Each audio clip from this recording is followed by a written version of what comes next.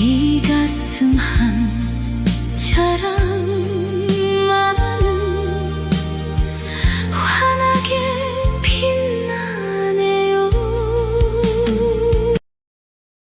오빠, 나 무대 못 썼어. 미안해. 정말 미안해. 새벽 안개가 채 거치지 않은 6월의 산자락. 빗방울 머금은 능소화가 주황빛으로 흔들리는 그 길을 흙먼지 묻은 흰 운동화의 여자아이가 몇 시간을 걸어 올라왔습니다. 가느다란 손목엔 큰 금장 손목 팔찌 하나. 봉하남 앞에 무릎 꿇은 아이의 흐느낌이 울리던 그때 한 할머니의 발걸음이 그 자리에 멎었어요. 아이의 손목에서 햇살에 반짝이는 그 팔찌에 이른이 넘은 노부인의 다리가 그대로 풀렸지요. 25년을 끊어졌던 어떤 인연이 그 자리에 마주 선 순간이었습니다. 과연 떡집 새벽 시루 앞에서 노래하던 이 16 트로트 가수 지망생 소녀의 정체는 무엇일까요? 그리고 그 손목의 낡은 팔찌 하나가 풀어낼 천륜의 비밀은 또 무엇일까요? 끊어진 천륜도 진심 하나면 다시 이어지고 빼앗긴 무대도 정성 하나면 더 큰 무대로 돌아옵니다. 오늘의 이야기가 기대되신다면 구독과 좋아요, 알림 설정, 그리고 듣는 곳을 댓글로 남겨주시면 채널 운영에 큰 도움이 됩니다. 그럼 이야기 시작합니다. 치악산 자락에서 내려온 바람이 원주 중앙시장 골목을 훑고 지나갔습니다. 새벽 5시, 아직 가로등이 졸린 눈을 끔뻑이는 시각이었어요. 장마가 코앞이라 그런지 공기에는 축축한 흙냄새가 묻어 있었습니다. 시장 끝자락 빛바랜 간판 하나가 어둠 속에서 희미하게 떠올랐습니다. 덕순떡집. 그 작은 가게의 미닫이 문 틈으로 하얀 김이 모락모락 새어나오고 있었어요. 시루에서 올라오는 김은 마치 산골 안개처럼 골목을 부드럽게 감쌌습니다. 그 김 너머에서 가느다란 노랫소리가 흘러나왔습니다. 어느 시절 어른들이 라디오 앞에 모여 앉아 듣던 그 가락이었어요. 16하랑의 목소리였습니다. 콩고물 한 줌을 시루 위에 솔솔 뿌리는 동안에도 입가에서는 노래가 떨어지지 않았습니다.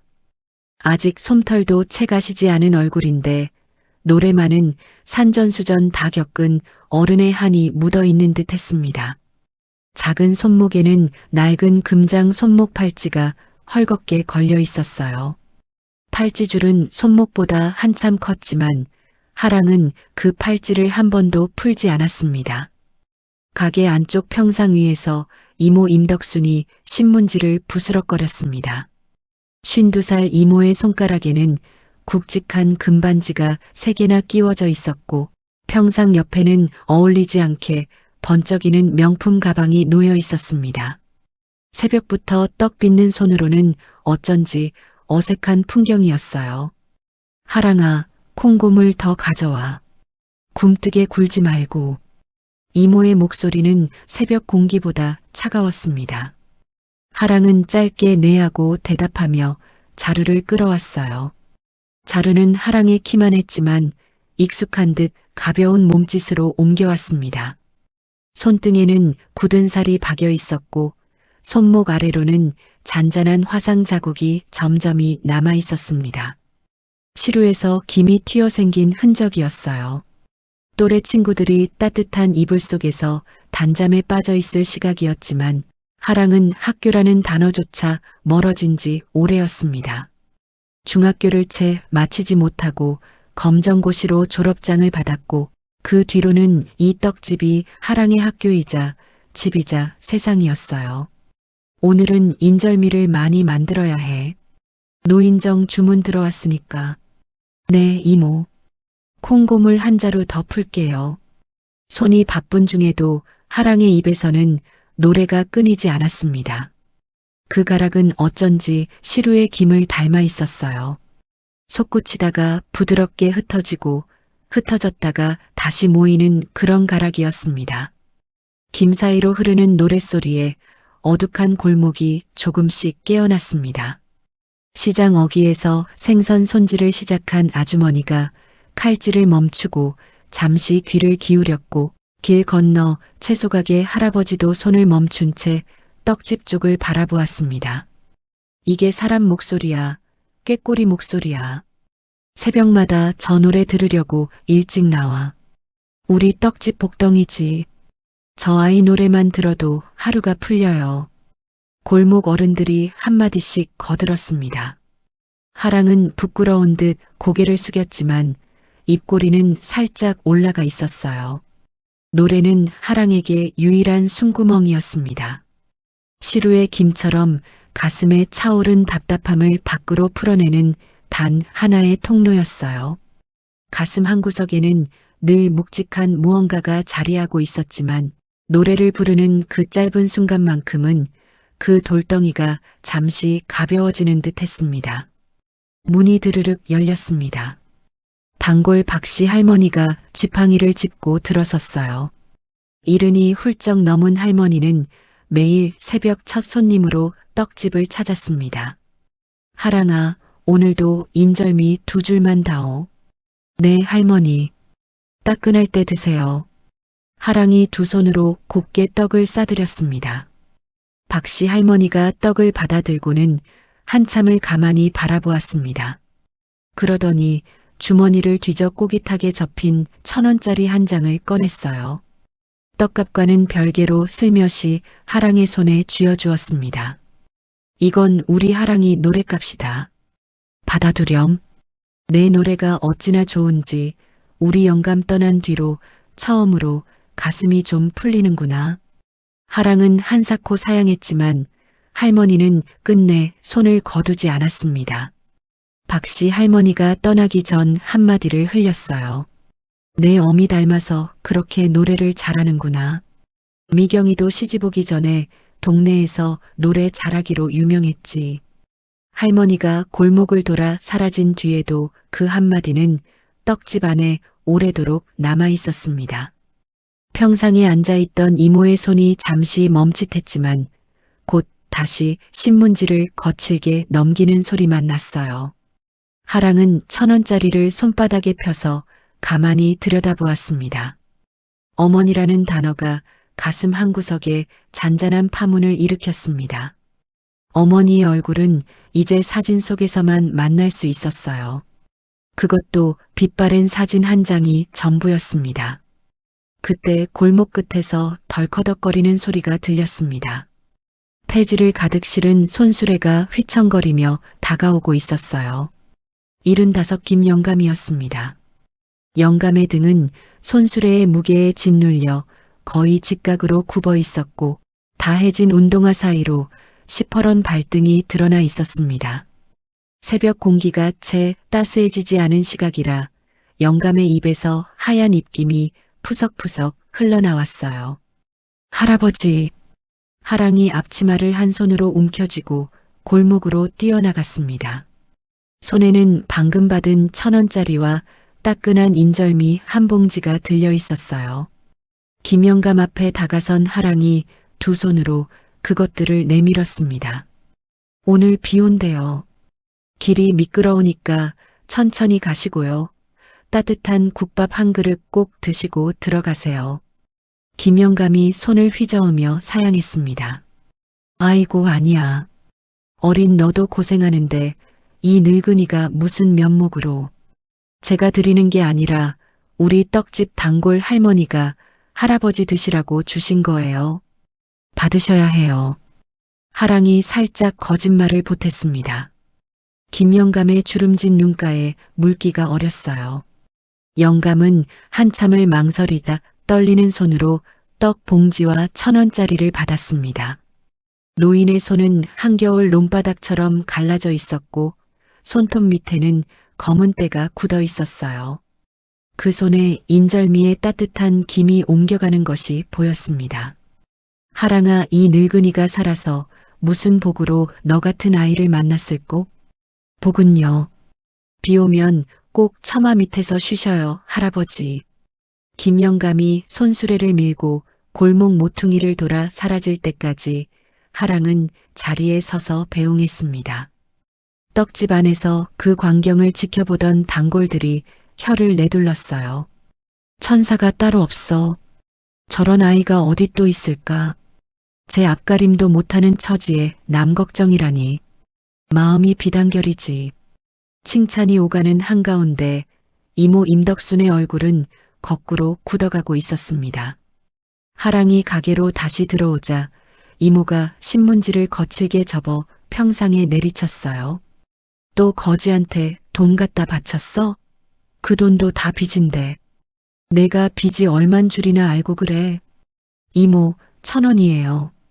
1,000원. 1,000원이 10,000번이면 1,000,000원이야. 그렇게 새나가는 거야. 살림이라는 게. 이모의 목소리가 점점 높아졌습니다. 손가락의 금반지가 형광등 불빛에 번뜩였어요. 가만히 보면 이모의 옷차림은 떡집 사장의 그것과는 사뭇 달랐습니다. 손목에는 명품 브랜드의 로고가 큼지막한 팔찌가 채워져 있었고 평상 옆에 놓인 가방은 시장 골목과는 어울리지 않는 윤기를 뽐냈습니다. 진한 향수 냄새가 떡 냄새와 뒤섞여 묘한 공기를 만들었어요. 하랑은 그저 고개를 숙이고 다시 시루 앞으로 돌아갔습니다. 말없이 콩고물을 묻히는 하랑의 손목에서 금장 팔찌가 가만히 흔들렸습니다. 팔찌는 낡았지만 햇빛이 들 때마다 깊은 광택을 뿜었어요. 뒷면에는 글씨가 새겨져 있었지만 오랜 세월에 닳아 흐릿했습니다. 하랑은 가끔 팔찌를 빼서 그 글씨를 가만히 들여다보곤 했어요. 글자는 잘 보이지 않았지만 아버지의 손길이 마지막으로 닿은 자리라는 사실만은 또렷했습니다. 그리고 그 팔찌를 채워준 사람은 아버지가 아니라 오빠였습니다. 하랑이 잠시 손을 멈추고 팔찌를 가만히 쓰다듬었어요. 째깍째깍. 오빠가 마지막으로 남겨준 박자 소리가 가슴 한구석에서 잔잔히 울렸습니다. 하랑아, 멍하니 있지 말고 떡 옮겨라. 노인정에서 7시까지 가져다 달라잖아. 네, 이모. 하랑은 다시 손을 움직였습니다. 떡판을 옮기고 보자기를 덮고 손수레에 차곡차곡 쌓았어요. 떡 한 판의 무게가 어린 손목에 무겁게 실렸지만 하랑은 내색하지 않았습니다. 손목의 팔찌가 떡판의 무게에 눌려 살갗에 자국을 남겼어요. 해가 떡집 지붕 위로 천천히 올라오기 시작했습니다. 골목 끝 하늘이 옅은 살구빛으로 물들었고 시장 상인들이 하나둘 셔터를 올리는 소리가 들렸어요. 떡집의 김도 조금씩 옅어졌습니다. 그제야 한숨 돌린 하랑이 평상 끝에 잠시 걸터 앉았어요.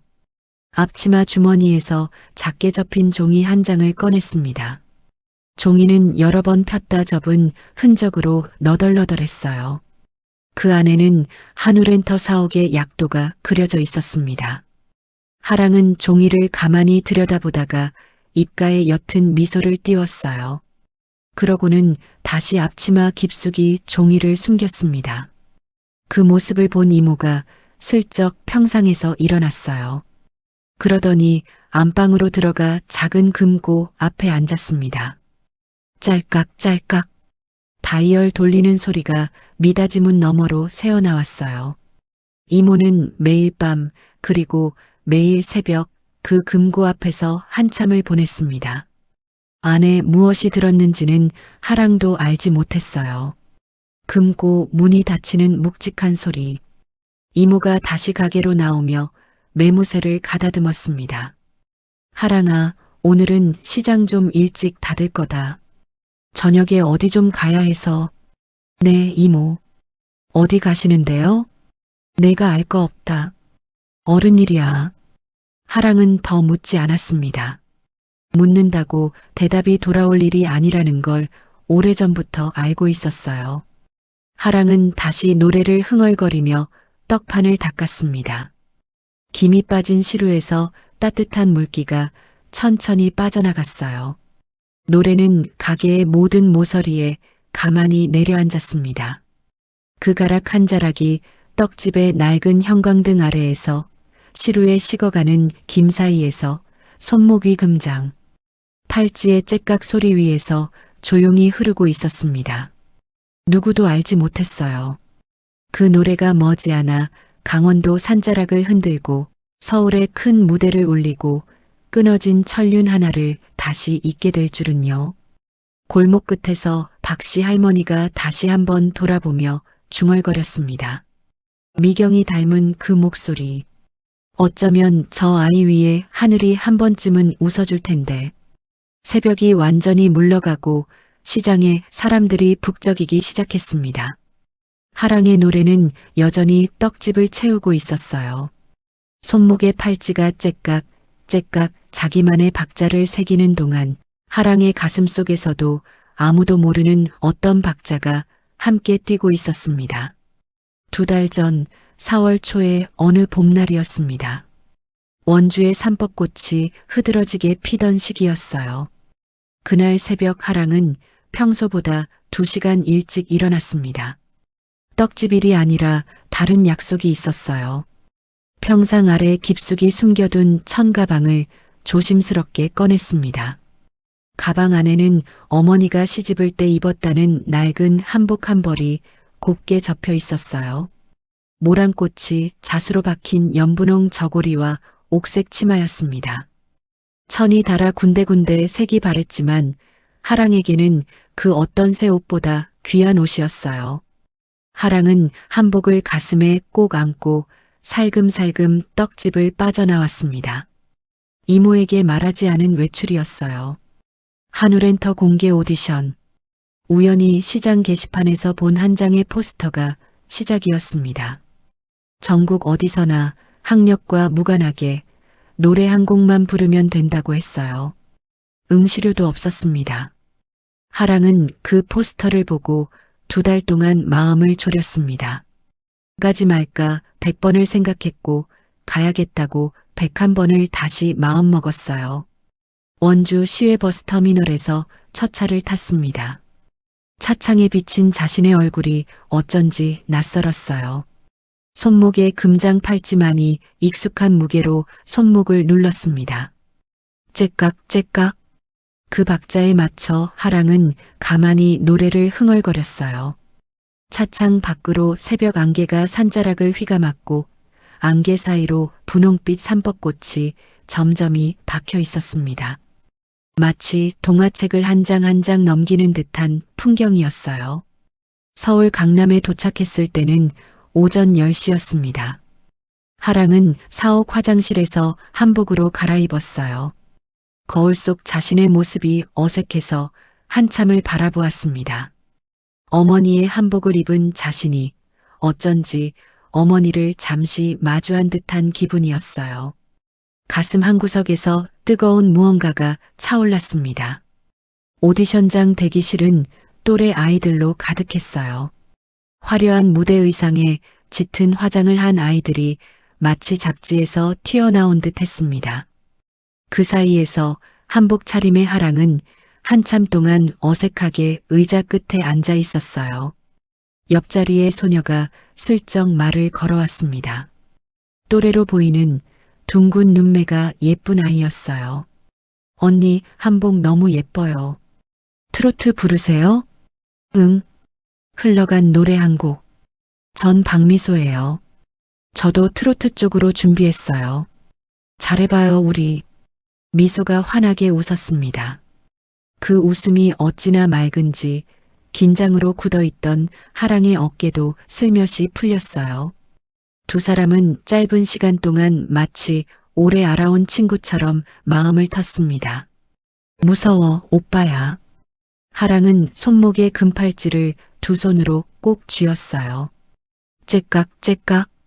팔찌 소리가 마치 오빠의 박자처럼 들렸습니다. 6년 전 그날 오빠가 마지막으로 남긴 그 박자. 하랑은 눈을 감고 천천히 숨을 들이쉬었어요. 이름이 호명되었습니다. 하랑은 한복 자락을 다소곳이 모으고 오디션장으로 들어섰어요. 묵직한 침묵이 흐르는 넓은 공간 앞쪽에 3명의 심사위원이 앉아 있었습니다. 가운데 자리에는 캐스팅 총괄 조한솔 이사가 앉아 있었어요. 38배 단정한 인상에 안경 너머의 눈빛이 날카로웠습니다. 이름과 나이 그리고 부를 꼭 말씀해 주세요. 서아랑 16입니다. 흘러간 가락 한 곡 부르겠습니다. 조한솔 이사가 지원서를 내려다보다 잠시 눈썹을 살짝 모았어요. 무언가 익숙한 이름이라도 본 듯한 표정이었습니다. 하지만 곧 펜을 들고 고개를 끄덕였어요. 시작하세요. 반주가 흘러나왔습니다. 어른들이 즐겨 듣던 그 옛 가락. 하랑이 첫 소절을 내뱉는 순간 심사위원들의 손에서 펜이 동시에 멈췄어요. 보컬 트레이너 한 명이 들고 있던 평가지를 무릎 위로 천천히 내려놓았습니다. 또 다른 트레이너는 손등으로 눈가를 가볍게 훔쳤어요. 하랑의 목소리는 16이라기엔 너무 깊었고 깊다기엔 너무 맑았습니다. 마치 산자락의 옹달샘에서 길어올린 물처럼 투명하면서도 단단했어요. 노래가 끝났습니다. 한참 동안 아무도 입을 열지 않았어요. 조한솔 이사가 천천히 자리에서 일어섰습니다. 16이 어떻게 저런 깊이를 가졌지? 이 아이는 회사가 책임지고 키워야 합니다. 이사의 목소리에 결심이 묻어 있었어요. 옆자리 트레이너들이 동시에 고개를 끄덕였습니다. 하랑은 그 자리에 가만히 선 채로 자신의 귀를 의심했어요. 손목의 팔찌가 째깍 째깍 울리는 소리만이 또렷하게 들렸습니다.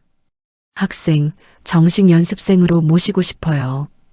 보호자분과 함께 다시 한번 본사 방문 부탁드립니다. 직원이 표준 전속 계약서, 한부와 합격 통지서, 그리고 보호자 동반 후 정식 계약 체결이라 적힌 안내장을 함께 건넸어요. 하랑은 그 종이들을 두 손으로 받아들고 깊이 고개를 숙였습니다. 가슴이 어찌나 뛰는지 한복 저고리가 함께 떨리는 것 같았어요. 대기실로 돌아오자 박미소가 두 손을 모으고 기다리고 있었습니다. 언니, 어떻게 됐어요? 나 합격했어. 꺄, 진짜요? 저도예요, 언니. 우리 같이 합격했어요. 미소가 하랑을 와락 끌어안았습니다. 두 아이는 한참을 부둥켜 안고 폴짝거렸어요.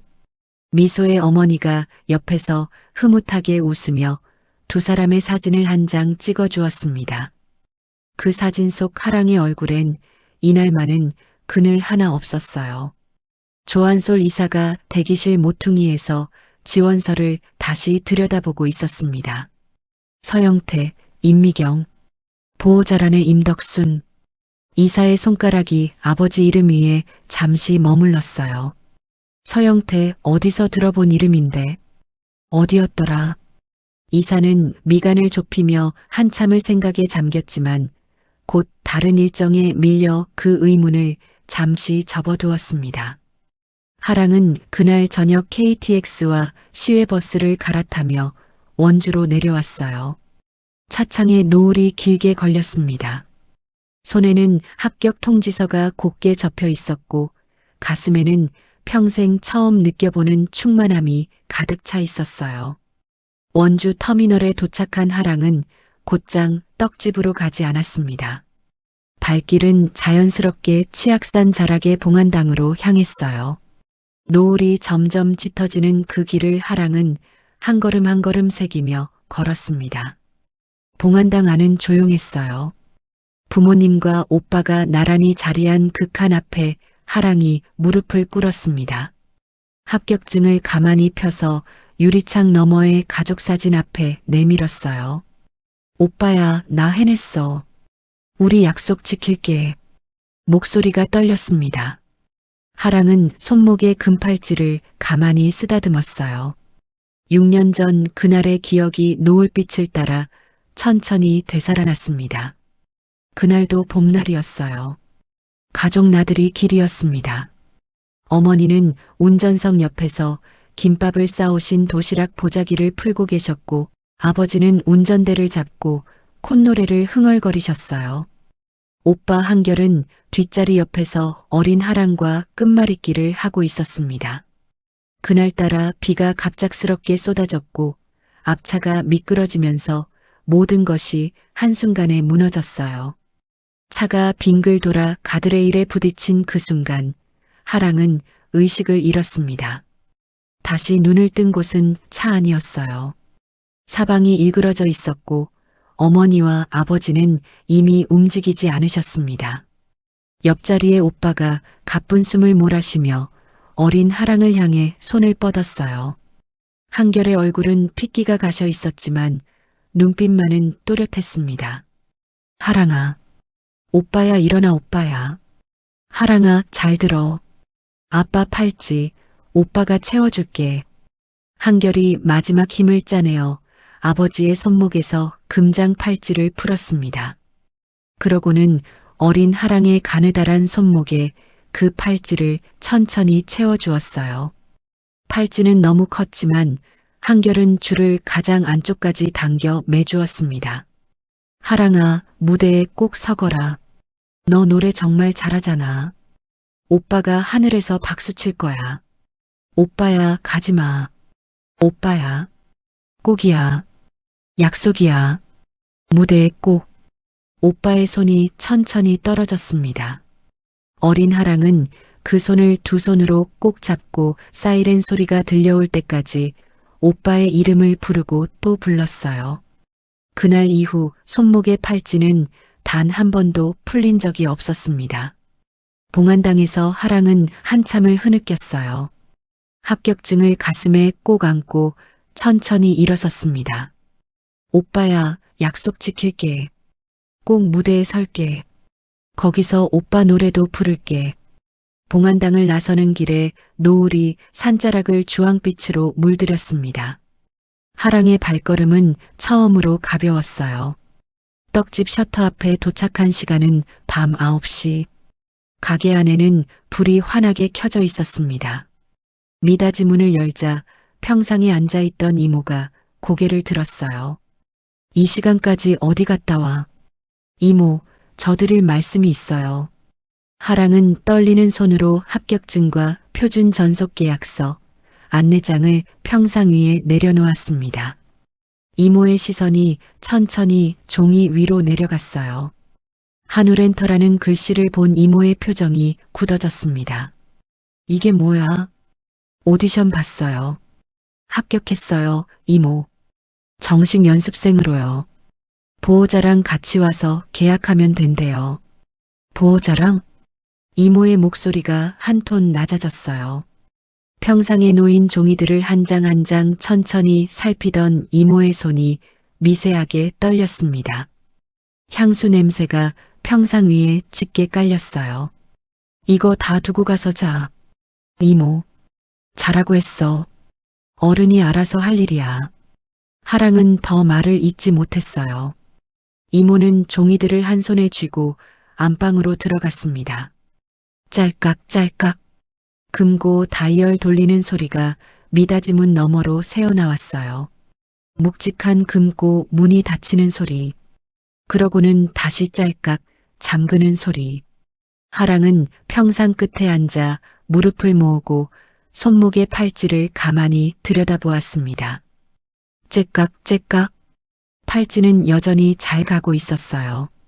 그러나 가슴 한구석에서는 작은 균열이 시작되고 있었습니다.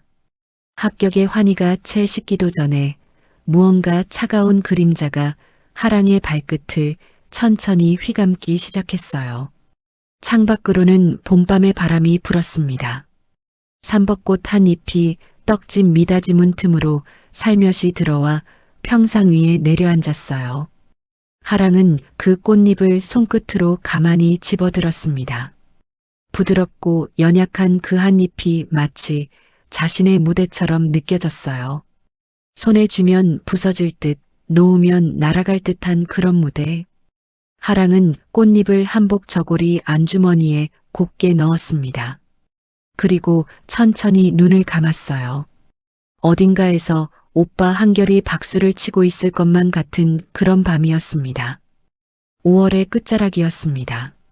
삼법꽃은 이미 다 지고 치악산 자락에는 진초록 잎들이 빼곡히 들어찼어요. 떡집 마당의 작은 화분에는 능소와 봉오리가 막 맺히기 시작했습니다. 그 한 달 동안 하랑은 매일 새벽 손목의 팔찌를 들여다보며 한우렌터에서 올 연락만을 기다렸어요. 합격증과 계약서는 이모의 금고 속으로 들어간 뒤로 다시 볼 수 없었습니다. 이모, 한우렌터에서 연락 안 왔어요? 안 왔어. 묻지 마. 이모, 그쪽에서 보호자랑 같이 오라고 했었는데. 어른 일이라고 했지? 떡이나 빚어. 이모의 대답은 매번 한결같았어요. 하랑은 더 묻지 못하고 시루 앞으로 돌아갔습니다. 마음 한구석에 자리한 불안이 콩고물처럼 잘게 부서져 가슴에 내려앉았어요. 그러던 어느 새벽 평상 위에 두고 다니던 하랑의 휴대폰이 짧게 진동했습니다. 하랑이 손을 닫고 액정을 들여다보았어요. 한우렌터에서 온 문자였습니다. 보호자분 모시고 본사 방문 부탁드립니다. 계약 체결 일정 6월 첫째 주 금요일로 조정되었습니다. 가슴이 쿵 내려앉았어요. 하랑은 그 문자를 2번, 3번 읽었습니다. 손가락 끝이 떨려서 액정 위에 자국이 남을 정도였어요. 사흘 뒤가 금요일이었습니다. 이모, 이거 한우렌터에서 왔어요. 하랑이 떨리는 목소리로 휴대폰을 내밀었어요. 평상에 앉아 신문지를 넘기던 이모가 안경 너머로 액정을 흘끗 보더니 신문지를 거칠게 접어 평상에 내려놓았습니다. 이리 와 앉아봐. 이모의 목소리가 평소보다 차분했어요. 그 차분함이 오히려 더 서늘했습니다. 하랑은 앞치마를 매만지며 평상 끝에 조심스럽게 앉았어요. 이모가 안방으로 들어가더니 두꺼운 서류 뭉치를 들고 나왔습니다. 평상 위에 그 서류들을 펼쳐놓았어요. 잘 봐. 이게 다 내 부모가 남긴 빚이야. 하랑의 눈이 흔들렸어요. 종이 위에는 차용증이라는 글자가 큼지막하게 박혀 있었습니다. 채무자 임미경, 서영태, 채권자 임덕순, 일금 1억 8천만 원 정. 그 아래 어머니와 아버지의 도장이 찍혀 있었어요. 이모, 이게 진짜예요? 진짜지. 내 엄마 아빠 장례비, 병원비, 사고 처리비, 그리고 너 키우는데 든 돈. 다 합하면 1억 8천이야. 내가 6년을 갚았어. 그런데 이제 와서 가수? 서울 가서 연습생 한다고? 그 돈은 누가 갚니? 이모의 목소리에 묵직한 한숨이 섞였습니다. 그 한숨이 어찌나 진짜처럼 들리는지 하랑은 그 자리에서 종이 한 장 한 장을 다시 들여다보았어요.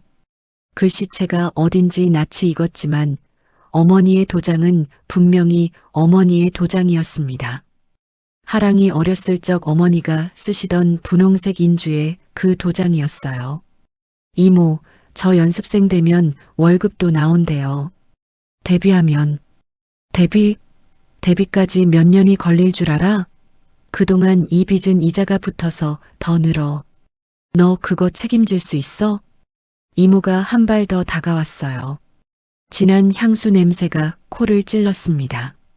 이모는 잠시 뜸을 들이더니 결정타를 던졌어요. 한 가지 더 알려줄까? 내 오빠 봉안당 자리가 그것도 내 이름으로 돼 있어. 매년 내가 내고 있어. 내가 서울로 떠나면 그 자리값은 누가 내니? 내 오빠 자리도 같이 사라지는 거야. 하랑은 그 자리에서 무너져 앉았어요. 가슴에 1000톤짜리 돌덩이가 떨어진 듯한 무게가 짓눌렀습니다. 오빠의 봉안함. 오빠와의 마지막 약속을 지키기 위해 무대에 서려 했는데 그 무대가 오히려 오빠의 자리를 빼앗는다는 말이었어요. 손목의 팔찌가 무겁게 느껴졌습니다. 평소엔 가벼운 박자였던 째깍 소리가 그날따라 묵직한 종소리처럼 들렸어요. 오빠는 오빠만은 안 돼요, 이모. 그래서 어른이 알아서 한다고 했잖아. 한우렌터에는 내가 거절 답변 보낼 거야. 너는 떡집 일이나 열심히 해. 이게 너 살리는 길이야. 이모가 자리에서 일어나 서류를 도로 챙겨들고 안방으로 들어갔어요. 짤깍짤깍. 금고 다이얼 돌리는 소리. 묵직한 문 닫히는 소리. 그러고는 다시 짤깍 잠그는 소리. 그 모든 소리가 하랑의 가슴에 못처럼 박혔습니다. 이틀이 흘렀어요. 계약 당일 새벽이었습니다.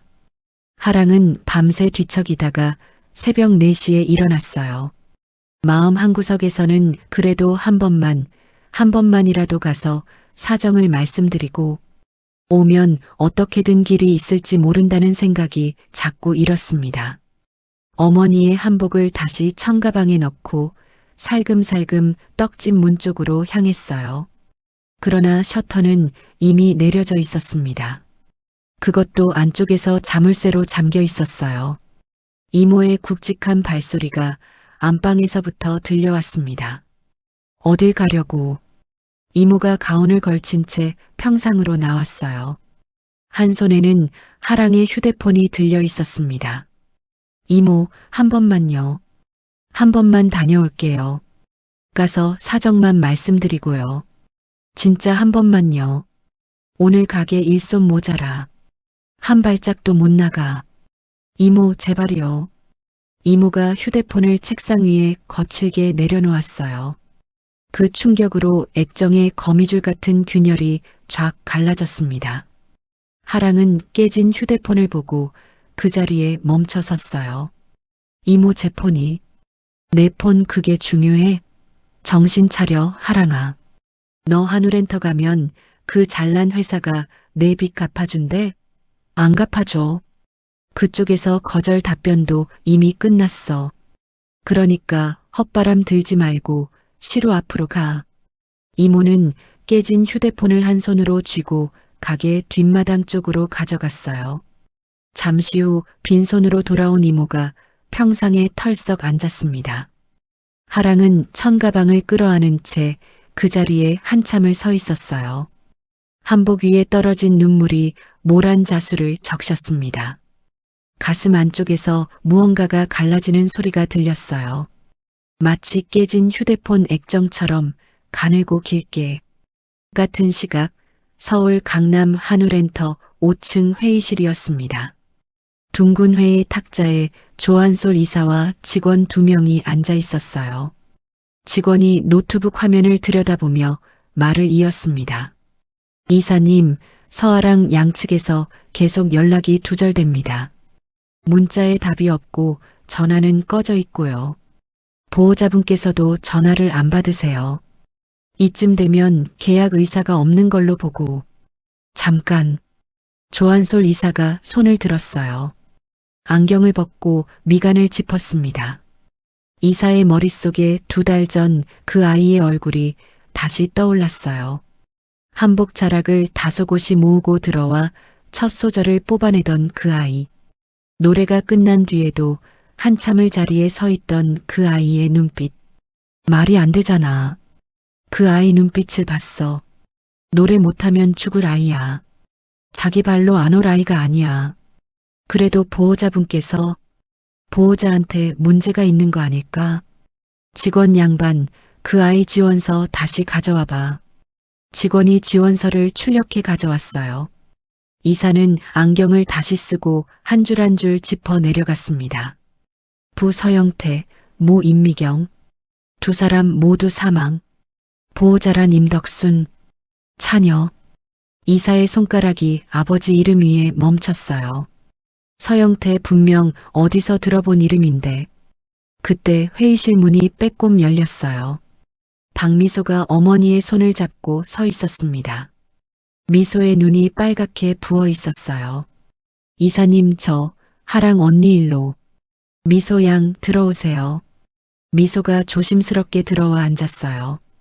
작은 손이 책상 끝을 꼭 쥐고 있었습니다. 이사님, 언니랑 저랑 합격하고 나서 매일 연락했어요. 그런데 보름 전부터 갑자기 답이 없어요. 언니 그럴 사람 아니에요. 어머니랑 같이 원주에 한번 가보고 싶어요. 부탁드려요. 미소의 어머니도 옆에서 거들었어요. 이사님, 저희도 그 아이 너무 걱정돼서요. 미소가 잠을 못 자요. 같이 가주실 수 있다면. 조한솔 이사가 한참을 생각하더니 자리에서 일어났습니다. 오늘 오후 KTX 끊어요. 셋이 원주로 갑시다. 그 아이 얼굴 한번 보고 와야 마음이 놓일 것 같아. 그날 오후 3시 서울역에서 출발한 KTX가 원주로 향했습니다. 차창 밖으로는 6월의 실록이 빠르게 흘렀어요. 박미소가 깨끗하게 접은 손수건을 손에 꼭 쥐고 창밖을 바라보았습니다. 조한솔 이사는 노트북을 펴서 무언가를 검색하고 있었어요. 서영태라는 이름과 함께 강원도, 식품기업, 25년 전 같은 단어들을 함께 넣어 보았습니다. 화면에 한 기사가 떴어요. 강원도 향토식품기업 금화당의 회장 나금자, 외아들과 의절 사실 알려져. 25년 전 결혼식 직후 가업 승계 거부 이유. 외아들 이름 서영태. 이사의 손가락이 키보드 위에서 멈췄습니다. 설마. 이사가 다시 지원서를 꺼냈어요. 아버지란의 서영태. 25년 전 결혼식 직후 의절한 외아들 서영태. 우연이라기에는 너무 또렷한 이름이었습니다.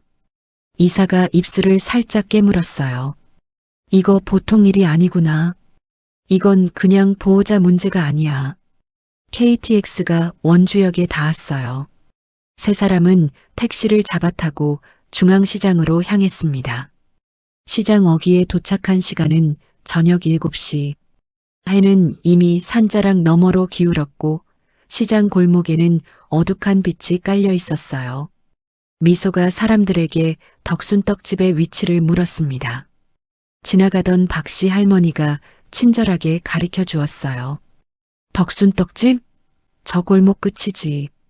그런데 오늘은 셔터 내려놨더라고. 하랑이 그 아이도 통 안 보여. 하랑 언니가 안 보여요? 미소의 목소리가 떨렸어요. 박씨 할머니가 미소의 표정을 보고 한숨을 쉬었습니다. 그 아이 며칠째 골목에 안 나와. 노래 들으러 새벽마다 그 집 가는데 요즘은 노래도 안 들려.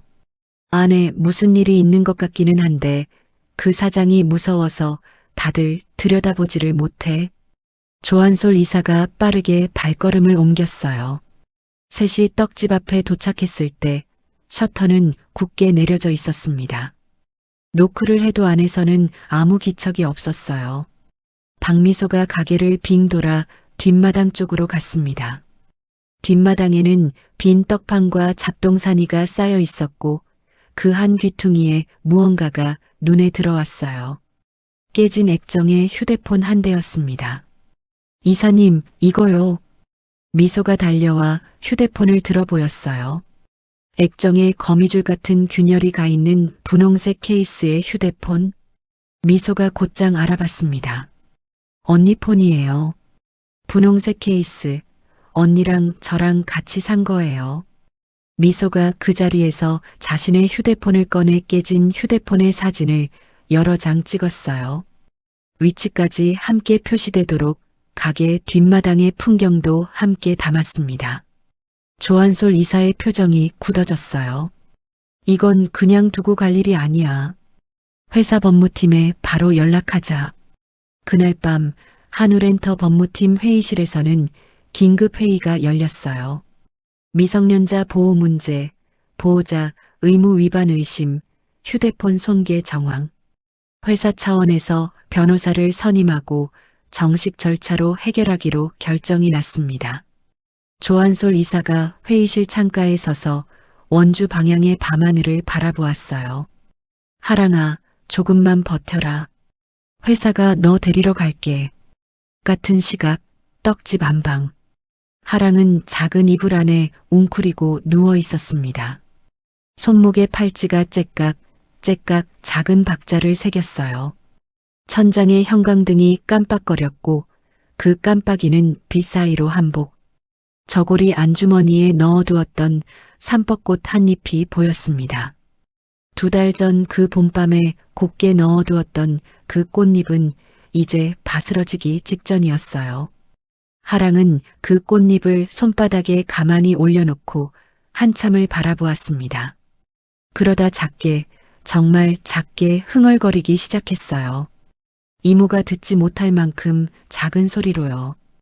그 가락이 천장의 형광등빛 사이로 가만히 흩어졌습니다.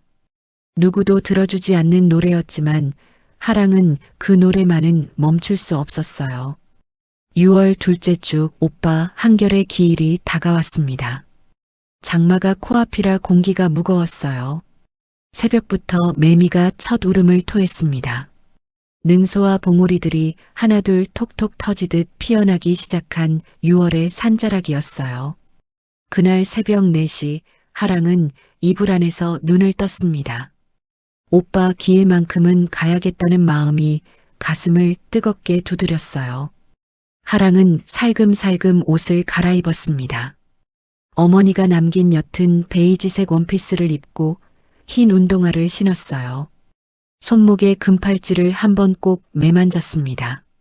앞치마 주머니에 꼬깃하게 접어둔 4,000원이 들어있었어요.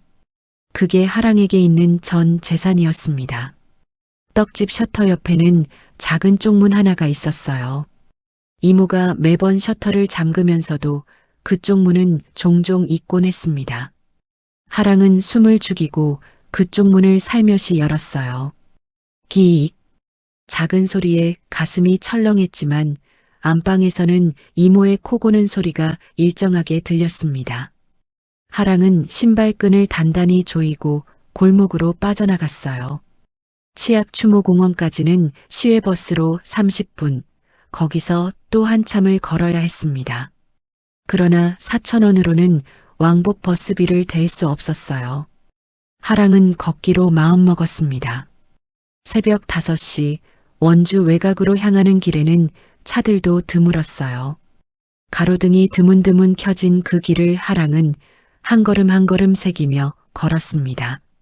손에는 1,000원짜리 능소와 한 송이가 들려 있었어요. 시장 꽃집 앞에서 가장 작은 한 송이를 골랐습니다. 오빠가 어릴 적 가장 좋아했던 꽃이었어요. 한결이 초등학생이던 시절 마당의 능소와 덩굴 아래에서 하랑을 무릎에 앉히고 그림책을 읽어주던 그 여름이 떠올랐습니다. 가슴이 미어졌어요. 2시간을 걸었습니다. 운동화에는 흙먼지가 잔뜩 묻었고 발바닥에는 작은 물집이 잡혔어요. 그래도 하랑은 멈추지 않았습니다. 치악추모공원의 정문이 마침내 눈에 들어왔을 때 하랑의 이마에는 땀이 송골송골 맺혀 있었어요. 매미 소리가 산자락을 가득 메웠습니다. 갓 피어난 능소화가 담벼락을 따라 주황빛 별처럼 점점이 박혀 있었어요. 봉안실 안은 서늘했습니다. 하랑은 익숙한 길을 따라 가족이 모신 칸 앞에 도착했어요. 아버지 영태, 어머니 미경, 오빠 한결이 나란히 자리한 그 칸. 하랑은 무릎을 꿇었습니다. 들고 온 능소와 한 송이를 가만히 내려놓았어요. 오빠야, 나 무대 못 썼어. 미안해, 정말 미안해. 흐느낌이 산자락을 울렸습니다. 손목의 팔찌가 묵직하게 떨렸어요. 째깍째깍. 그 박자에 맞춰 어깨가 흔들렸습니다. 하랑은 한참을 그렇게 울었어요. 매미가 우는 소리와 하랑의 흐느낌이 섞여 한가락의 슬픈 노래가 되었습니다. 오빠야, 약속을 못 지켰어. 이모가 안 보내줘. 빚이 있대. 그리고 오빠 자리도 흙. 말이 채 끝나지 않았어요. 하랑은 봉안암 유리에 이마를 대고 흐느꼈습니다. 유리 너머로 가족 사진이 보였어요. 사진 속 어머니의 한복, 아버지의 미소, 오빠의 장난스러운 손짓. 그 모든 것이 손에 닿을 듯 가까웠지만 유리 한 장을 사이에 두고 너무도 멀었습니다. 같은 시각 봉안실 다른 쪽 입구에서 검은 세단 한 대가 멈췄어요. 71살 나금자 회장이 차에서 천천히 내렸습니다. 손에는 흰 백합 꽃다발이 들려 있었어요. 회장의 옷차림은 단정했습니다. 짙은 회색 정장에 작은 진주 귀고리, 옷매무새 하나에도 평생을 가다듬어온 절제가 묻어났어요. 회장 옆에는 비서 한 명이 검은 우산을 받쳐들고 따라 걸었습니다. 회장의 외아들 영태의 기일도 같은 날 6년 전 같은 사고였어요. 25년 전 결혼식 다음 달에 외아들 영태는 가업 승계는 못합니다. 저는 제 길을 갈래요. 그 한마디로 집을 나갔습니다. 가업을 이으라는 어머니와 자유를 원하던 아들 사이의 깊은 골은 결국 의절로 이어졌어요. 그 뒤로 25년 회장은 한 번도 아들의 얼굴을 보지 못했습니다. 며느리 미경도 손주들도 한 번 만나본 적이 없었어요. 6년 전 아들 일가족의 사고 소식을 뒤늦게 전해 들은 날 회장은 사무실에서 종일 말없이 앉아 있었습니다. 그 뒤로 매년 기일마다 조용히 아무에게도 알리지 않고 이봉안공원을 찾아왔어요. 회장이 봉안실 복도를 천천히 걸어 들어갔습니다. 묵직한 발걸음 소리가 빈 복도에 울렸어요. 그러나 모퉁이를 돌던 순간 어디선가 흐느끼는 소리가 들렸습니다. 어린 여자아이의 목소리였어요. 회장이 발걸음을 멈췄습니다. 비서, 잠깐 거기 서 있게. 회장이 천천히 발걸음을 옮겼어요. 모퉁이 너머로 시선이 닿은 순간 회장의 숨이 멎었습니다. 아들 영태의 봉안함 앞에 무릎을 꿇은 한 어린 소녀. 흰 운동화에 흙먼지를 잔뜩 묻힌 채 어깨를 들썩이며 흐느끼는 그 작은 등. 그리고 그 손목에서 햇살에 반짝이는 그것. 금장 손목 팔찌였어요. 회장의 다리에 힘이 풀렸습니다. 비서가 황급히 달려와 회장의 팔을 부축했어요. 회장님, 괜찮으세요? 저 팔찌. 회장이 손을 들어 그쪽을 가리켰습니다. 손가락이 떨렸어요. 그 팔찌는 25년 전 외아들 영태의 결혼식 날 어머니인 자신이 직접 그의 손목에 채워준 가문의 팔찌였습니다. 팔찌 뒷면에는 어머니의 손글씨로 새긴 글자가 있었어요. 영태에게 어머니가. 그 팔찌는 가문에 단 2개뿐이었습니다. 짝 팔찌 한쪽은 지금도 회장의 손목에 있었어요. 회장이 한 걸음, 또 한 걸음 다가갔습니다. 백합 꽃다발이 손에서 떨릴 정도였어요. 흐느끼던 소녀가 인기척에 천천히 고개를 들었습니다. 눈물 범벅인 얼굴이 회장을 향했어요. 회장은 그 얼굴에서 외아들 영태의 눈매를 보았습니다.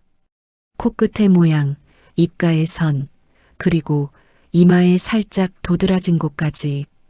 영태가 어렸을 적 어머니 무릎에 안겨 잠들던 그 얼굴이 그대로 거기에 있었어요. 얘야. 회장의 목소리가 떨렸습니다. 하랑이 소매로 눈물을 닦으며 일어섰어요. 누구세요? 그 팔찌 어디서 났니? 하랑이 잠시 멈칫했어요. 그러고는 손목의 팔찌를 두 손으로 꼭 감쌌습니다. 아빠 유품이에요. 우리 오빠가 마지막에 제 손목에 채워준 거예요. 무대에 꼭 서라고요. 회장의 다리가 그 자리에서 풀렸습니다. 비서가 황급히 의자를 가져왔어요.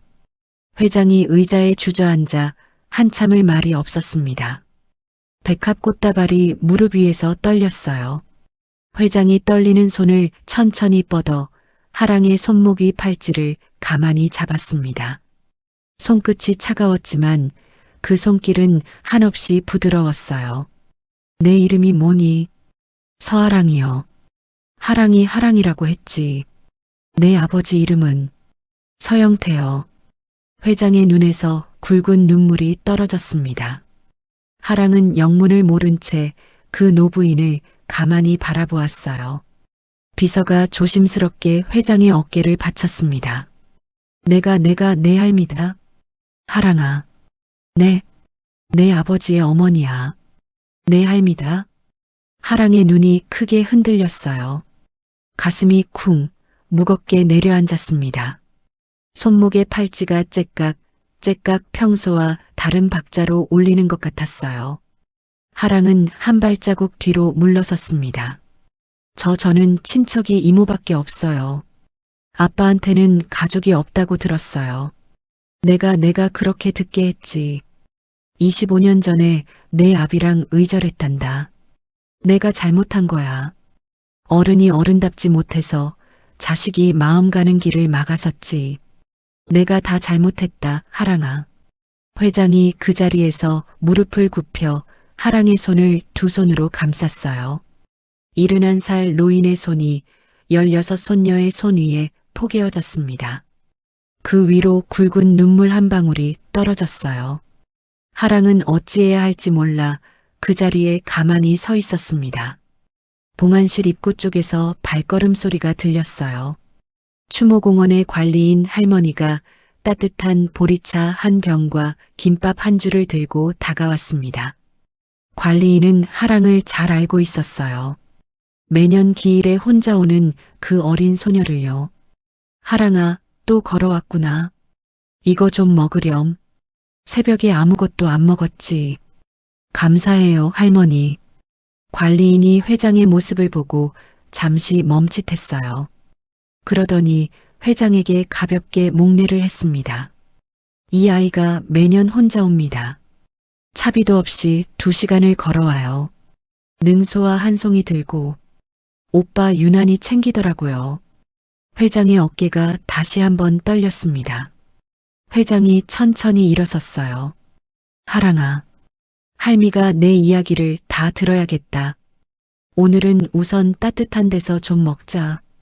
응? 하랑은 망설였습니다. 이모의 얼굴이 떠올랐어요. 떡집을 비우고 다녀온 사실을 들키면 어떻게 될지 모를 일이었습니다. 하지만 봉하남 앞에서 만난 이 노부인의 눈빛은 거짓이 아니었어요. 손목의 팔찌가 째깍 째깍 평소보다 또렷한 박자로 울렸습니다. 마치 오빠가 등을 떠밀어주는 것 같았어요. 회장과 하랑은 봉안실 한쪽의 작은 휴게실로 자리를 옮겼습니다. 비서가 따뜻한 차 한 잔을 가져왔어요. 하랑은 김밥을 한 줄 다 먹었습니다. 새벽부터 2시간을 걸어온 어린 몸이 떨릴 정도로 비어 있었어요. 회장은 그 모습을 가만히 바라보며 손수건으로 자꾸만 눈가를 닦았습니다. 하랑아, 내 이모랑은 어떻게 사니? 살림은 좀 어떻고? 하랑이 우물거리며 입을